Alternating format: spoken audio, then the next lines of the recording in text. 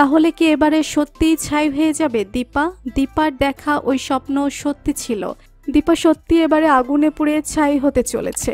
হ্যাঁ বন্ধুরা, এই সমস্ত প্রশ্ন আমাদের মনে ঘুরপাক খাচ্ছে। তাহলে কি সত্যি এবার সবাইকে কাঁদিয়ে চলে যাবে দীপা? কি হতে চলেছে অনুরাগের ছোঁয়ার আগামী পর্বগুলোতে? ঠিক কোন দিকে মোড় নিতে চলেছে বিস্তারিত জানতে ভিডিওটিতে একটি লাইক দিয়ে শেষ পর্যন্ত দেখতে থাকুন। সোনা হাউমাউ করে কার ছবির পাশে বসে কাঁদছে, আর দীপাই বা হঠাৎ কেন এরকম একটা স্বপ্ন দেখতে গেল এত আনন্দিত দিনে, যেখানে গোটা পরিবার একসাথে, চারিদিকে আলো, চারিদিকে এত আনন্দ।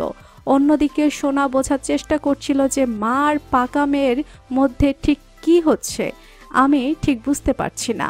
ওদের দুজনের মধ্যে একটা কানেকশন তো আছেই, যেটা আমার মধ্যে নেই। দীপাকে ধরে রাখতে কি পারবে তার সূর্য?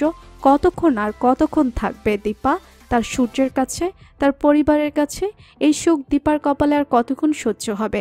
হ্যাঁ বন্ধুরা, হয়তো বেশিক্ষণ নয়, কারণ দীপা যে স্বপ্নটা দেখেছিল সেটা হয়তো সত্যি হতে চলেছে। দীপার জীবনটা হয়তো এইভাবেই শেষ হতে চলেছে আগুনের ছাই হয়ে। কিন্তু হঠাৎ কি এমন ঘটনা ঘটল যাতে দীপার এত সুন্দর হাসি ছলমলে পরিবারটা শেষ হতে চলল?